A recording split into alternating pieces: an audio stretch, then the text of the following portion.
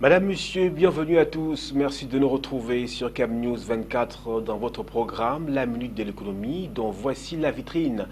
Développement participatif, plus de 40 milliards de francs CFA, c'est le montant d'un accord de prêt destiné au financement de la troisième phase du projet d'appui au Programme national de développement participatif PNDP. Coup de projecteur sur le gaz de schiste, tout ce qu'il faut savoir partant de la roche au gaz qui en découle. C'est à suivre dans votre programme La Minute de l'économie sur Cam News 24. Voilà, Madame, Monsieur, pour les grandes articulations de votre programme. Bienvenue à tous. Programme de développement participatif, le chef de l'État camerounais Paul Biya vient de signer un décret habilitant le ministre de l'économie, de la planification et de l'aménagement du territoire à signer avec l'Association internationale de développement IDEA, filiale de la Banque mondiale, un accord de prêt d'environ 42 milliards de francs CFA destiné au financement partiel de la troisième phase du projet d'appui au Programme national de développement participatif PNDP. La dite phase dédiée à la coordination, à la gestion, à la communication et au suivi et évaluation est prévue pour cibler les 329 communes couvertes en phase 1 et 2 bien évidemment, ainsi que les 31 autres communes d'arrondissement pour un total de 360 communes que compte le pays. Concrètement, le prêt de l'IDEA sera destiné notamment au renforcement des capacités des communes pour la mise en œuvre de leurs plans communaux de développement, à la mise en place d'un mécanisme de transfert de fonds vers les communes afin de financer d'une part des infrastructures collectives prioritaires et d'autre part les actions structurantes visant à booster l'économie locale. Il devrait aussi financer le renforcement des capacités des communes afin de planifier et gérer leur propre développement et permettre l'amélioration du cadre légal et réglementaire pour le développement rural décentralisé. Organe gouvernemental, le PNDP a été mis sur pied pour 12 ans et 3 phases en vue du financement des micro-projets d'infrastructures à petite échelle tels que les routes, les ouvrages d'irrigation et de gestion de l'eau, les puits, les écoles, les hangars de marché, les exploitations agricoles. Ce cadre opérationnel de la stratégie de réduction de la pauvreté du Cameroun bénéficie également pour ses réalisations de l'appui financier de la France. Énergie électrique, Electricity Development Corporation, l'entreprise de patrimoine du secteur de l'électricité, vient de se doter de 65,6 milliards de francs CFA. Il s'agit de son enveloppe pour l'exercice 2016 destiné au financement et au suivi de projets, bien évidemment. C'est ce qu'on a appris via un communiqué officiel ayant sanctionné le conseil d'administration de l'entreprise tenu le 21 janvier dernier.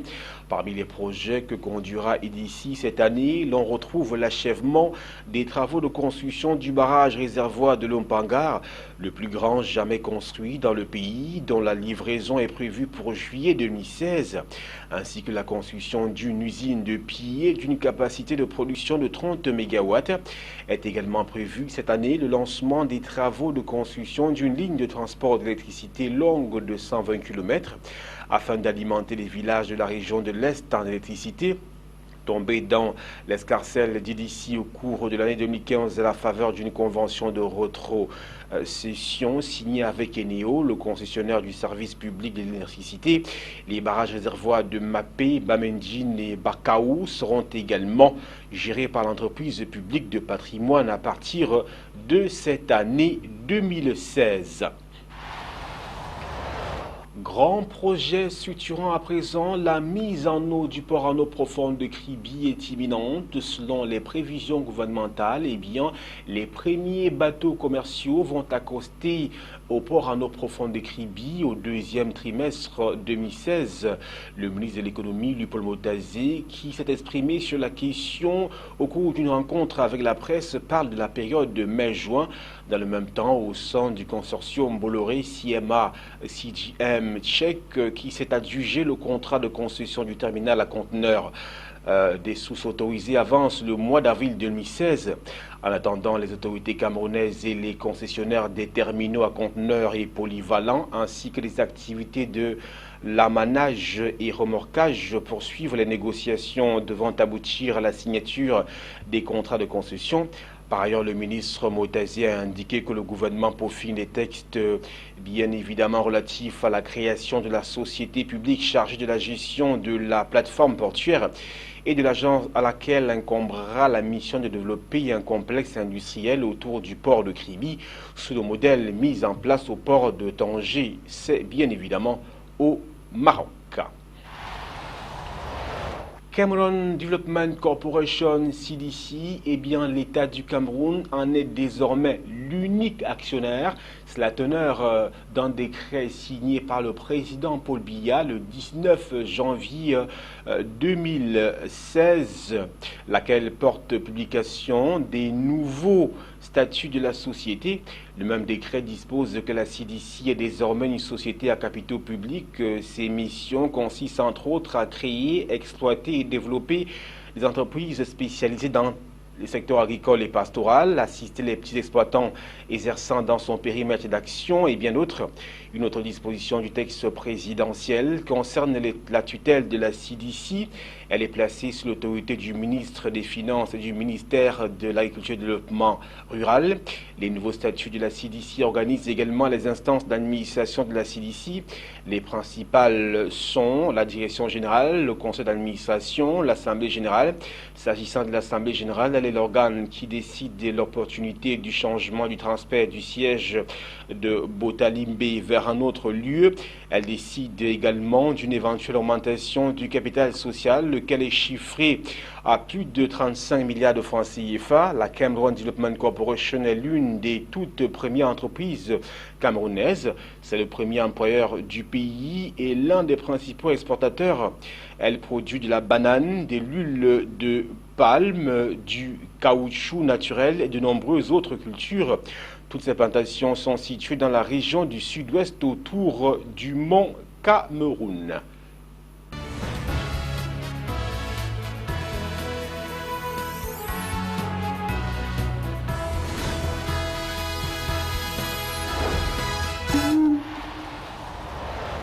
Au-delà de nos frontières à présent, coup de projecteur sur le gaz de schiste, sur son exploitation, sur tout le processus partant de la roche au gaz qui en découle.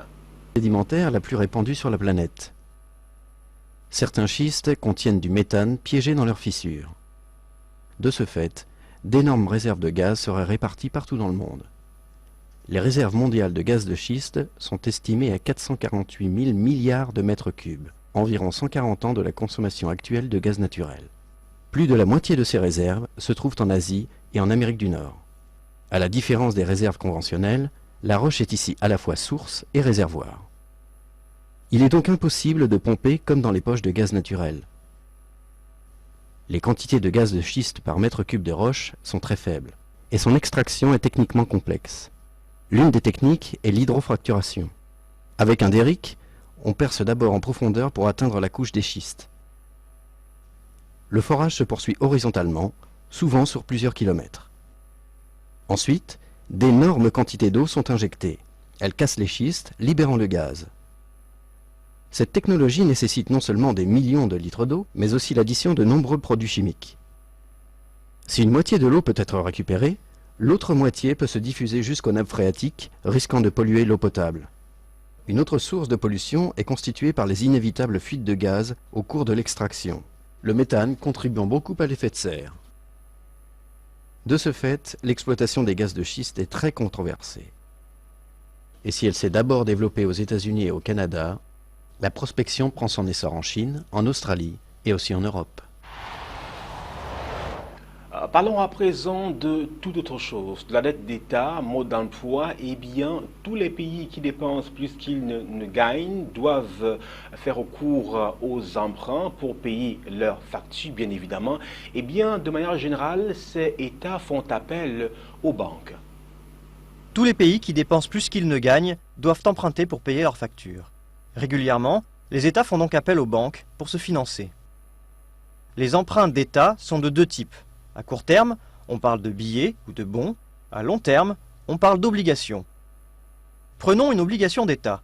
Elle est définie par son échéance, par exemple 5 ans, son prix nominal, c'est-à-dire le montant que l'État devra verser à l'échéance, par exemple 100 000 euros, et son taux nominal qui définit le paiement d'intérêt chaque année. Par exemple 5%, soit 5 000 € par an. Lorsqu'un État va émettre cette obligation, il va chercher à obtenir le prix le plus avantageux pour lui. Il va donc demander aux banques de faire des offres et servira les banques les plus généreuses. Pour notre obligation, une banque est par exemple prête à payer 103 000 €. Elle versera donc 103 000 € à l'État, qui en échange lui paiera chaque année 5 000 € d'intérêt. Au bout de 5 ans, il remboursera 100 000 €. La banque aura ainsi gagné 22 000 €, ce qui correspond à un taux d'intérêt réel d'environ 4,2%. Une fois émise, une obligation d'État peut changer de main. Elle circule sur le marché obligataire dit secondaire.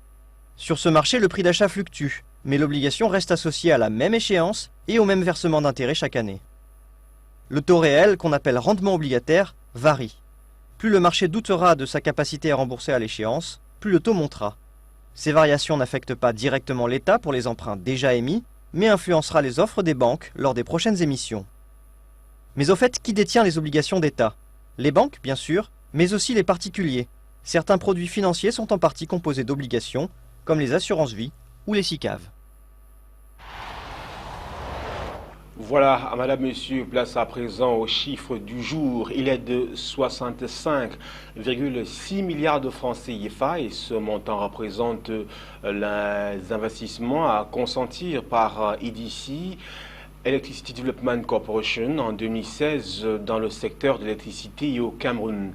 Avant de clore votre programme économique, le rappel de son épine dorsale, le développement participatif, plus de 40 milliards de francs CFA, c'est le montant d'un accord de prêt destiné au financement de la troisième phase du projet d'appui au programme national de développement participatif. Et puis à l'étranger, nous avons zoomé sur le gaz de schiste. Nous sommes partis de la roche et jusqu'au gaz qui en découle à travers justement le processus d'exploitation, notamment du gaz de schiste. Voilà, madame, monsieur, c'est la fin de votre programme économique. Merci à toutes les équipes techniques et rédactionnelles réunies autour de Yves Anselme Tadioufo. Nos programmes se poursuivent.